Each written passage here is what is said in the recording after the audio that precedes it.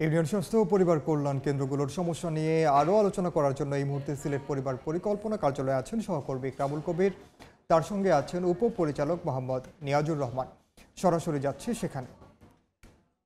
ইকরাম, স্বাস্থ্য ও পরিবার কল্যাণ কেন্দ্রের বিভিন্ন সমস্যা নিয়ে কথা বলার জন্য আমার সঙ্গে যুক্ত হয়েছেন সিলেট জেলা পরিবার পরিকল্পনা কার্যালয়ের উপপরিচালক মোহাম্মদ নিয়াজুর রহমান। জনাব নিয়াজুর রহমান, আপনাকে স্বাগত জানাচ্ছি এবং ধন্যবাদ জানাচ্ছি। এই যে অক্টোবরের পর থেকে প্রায় 6 মাস ধরে ওষুধ নেই বা পরিবার পরিকল্পনা সামগ্রী নেই, এইটার কারণটা কি? ধন্যবাদ আপনাকে। এটা খুব চমৎকার একটা প্রশ্ন করেছেন। সেটা হচ্ছে, আপনি জানেন যে স্বাস্থ্য শিক্ষা পরিবার কল্যাণ বিভাগ তারই আমরা পরিবার পরিকল্পনা অধিদপ্তর সহ স্বাস্থ্য পরিবার কল্যাণ মন্ত্রণালয় আপনার চতুর্থ সেক্টর প্রোগ্রামে চলতেন, যার ফলে আমাদের কেনাকাটা যেগুলো আছে ওষুধ ক্রয় সবকিছু সেক্টর থেকে কেনা হতো, প্রোগ্রাম থেকে। যেহেতু চতুর্থ সেক্টর প্রোগ্রাম শেষ হয়ে গেছে এবং আপনাদের 5ই আগস্টের পরে একটা সরকার, অন্তর্বর্তীকালীন সরকার আসছেন, আমাদের এবার যে ক্রয় প্রক্রিয়া আসলে কেন্দ্রীয় পর্যায় থেকে হয়ে যায়, ক্রয় প্রক্রিয়াটা হয়। সুতরাং যতটুকু আমাদের জানি, এটা কেন্দ্রীয় পর্যায়ে ক্রয় হবে এবং অলরেডি শুরু হয়েছে।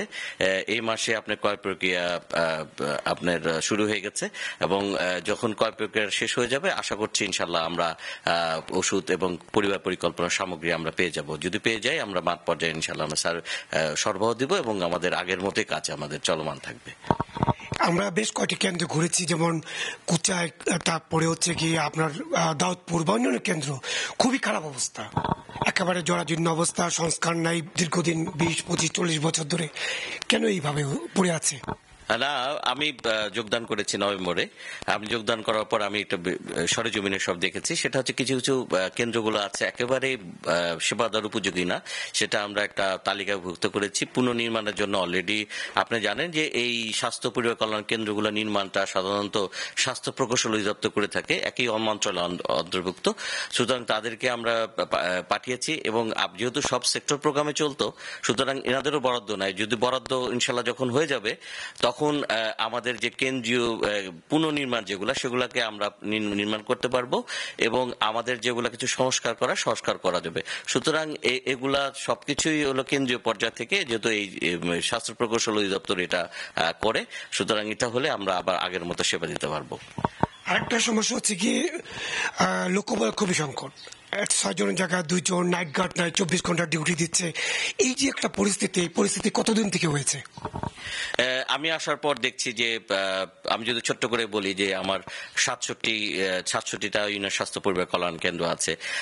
সেখানে আসলে থাকা দরকার হচ্ছে পরিবার কল্যাণ পরিদর্শিকা, যেটাকে আমরা FWV বলি, মানে মাঠ পর্যায়ে খুব ব্যাপক তারা পরিচিতি। তারপরে SCMO, যেটাকে আমরা গ্রামগঞ্জে মেডিকেল অফিসার বলছি, কিন্তু মেডিকেল অ্যাসিস্ট্যান্ট তারা। যদি আমি এটা পরিসংখ্যান দেই, তাহলে দেখা যাবে যে 113 জনের মধ্যে FWV-র মধ্যে 81 জন আমার কর্মরত আছে।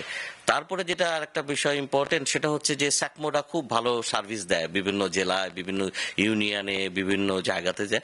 এখানে 64টা আমার পদ, সেখানে মাত্র 20 জন আছে। সুতরাং আমরা যদি ধরে নিই 20 জনকে দিয়ে তো আমি 67টা FWC আমি সেবা দিতে আমার জন্য হিমশিম খেতে হচ্ছে, যার ফলে একজনকে 2-3টা FWC-তে আমি অতিরিক্ত দায়িত্ব দিচ্ছি, যার ফলে সব জায়গায় সে ঠিক মতো সেবা পাচ্ছে না। এখানে যদি আরেকটা বলি যে ফার্মাসিস্ট থাকা দরকার। ফার্মাসিস্ট থাকলে, যদি থাকে ফার্মাসিস্ট, সিলেটে আমি এসে দেখি একটা ফার্মাসিস্ট নাই। সুতরাং 3 জনের মধ্যে যদি একজনও আমার থাকতো, তাহলে আমি সেবাটা জনগণের দোরগোড়ায় আমি সেবাটা দিতে পারতাম। সাথে সাথে আপনার আমাদের যে নাইট গার্ড যেটা বলা হচ্ছে, সেটাও নাই। সুতরাং এটা হচ্ছে সম্পূর্ণ নিয়োগের সাথে জড়িত। সুতরাং আশা করছি যে নিয়োগ প্রক্রিয়াটা যখন আমাদের নিয়োগটা হবে, তাহলে আমরা পছন্দতা আমার আছে। আরো ছোট করে বলতে চাই, একেবারে যে মাঠ পর্যায়ে যে আমার যে 502টা আমার একটা ইউনিট FW এরা কাজ করে মাঠ পর্যায়ে, সেখানে আমার 394 জন কাজ করছে। প্রায় 100-র উপরে আমার একটা শূন্যতা আছে। আমরা ইন্সপেক্টরের কথা যদি আমরা 100 জনের মধ্যে 52 জন কাজ করছে, শূন্যতা আছে। সুতরাং সব জায়গায় কিছু কিছু শূন্যতা আছে। সুতরাং এই শূন্যতাকে পরিপূর্ণ করার জন্য আমার বিভিন্ন জায়গা থেকে আমাকে নিয়ে আসতে হচ্ছে। আর আপনি জানেন যে সিলেটে কিছু কিছু জায়গা আছে দুর্গম এলাকা। সুতরাং ওখানে যদি একজন মানুষকে আমি সপ্তাহে যদি আমি অতিরিক্ত দায়িত্ব দিই, সুতরাং এখানে সেবা দিবে কি আর দায়িত্বপ্রাপ্ত জায়গায় সেবা দেবে কি? সুতরাং নিয়োগটা যদি হয়ে যায় সিলেটে ইনশাল্লাহ, তাহলে আমরা মানুষকে আমরা সেবা দিতে পারবো। ধন্যবাদ আপনাকে। শুনছিলেন সিলেটের স্বাস্থ্য পরিবার কল্যাণ কেন্দ্রগুলোর বিভিন্ন সমস্যা এবং সমস্যার সমাধানে এই বিভাগ থেকে বিভিন্ন ধরনের কার্যক্রম হাতে নেওয়া হয়েছে। আগামীতে কোন সুফল আসবে। মোটামুটি এই ছিল সিলেটের পরিবার ও স্বাস্থ্য কেন্দ্রগুলোর বিভিন্ন সমস্যা নিয়ে সর্বশেষ। সরাসরি যুক্ত ছিলাম সিলেটে।